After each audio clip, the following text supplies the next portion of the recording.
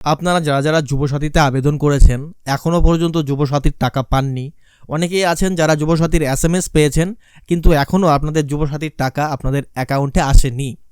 তো আজকের এই ভিডিওটি দেখার পর আপনারা অনেকটাই নিশ্চিন্ত হবেন, আপনাদের অনেকটাই স্বস্তি মিলবে।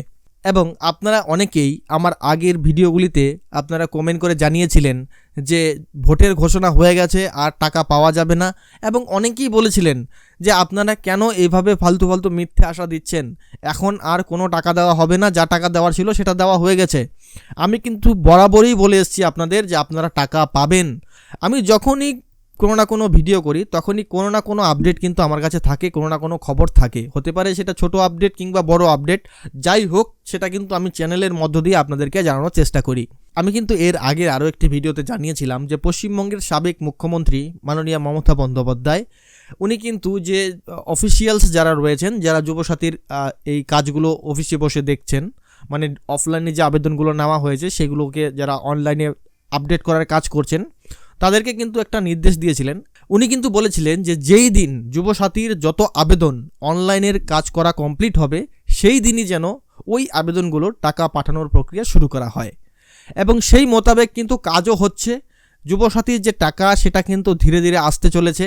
তারই প্রমাণ আজকের এই ভিডিওতে দেব আপনাদেরকে যে এখনও যুবসাথীর টাকা দেওয়া হচ্ছে।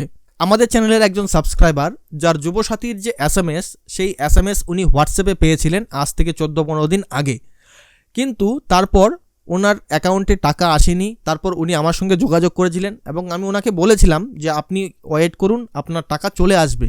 ঠিক গতকাল অর্থাৎ 2 এপ্রিল উনি কিন্তু তার অ্যাকাউন্টে টাকা পেয়েছেন, এবং তার যে ছবি সেটা কিন্তু আমাকে পাঠিয়েছেন। আপনারা দেখুন, এই যে দেখুন উনি যে টাকাটা পেয়েছেন, এই যে SMSটা দেখুন যে RS 1500 টাকা ক্রেডিটেড টু ইয়োর অ্যাকাউন্ট। ওনার যে অ্যাকাউন্ট নাম্বারটা সেটা আমি হাইড করেছি।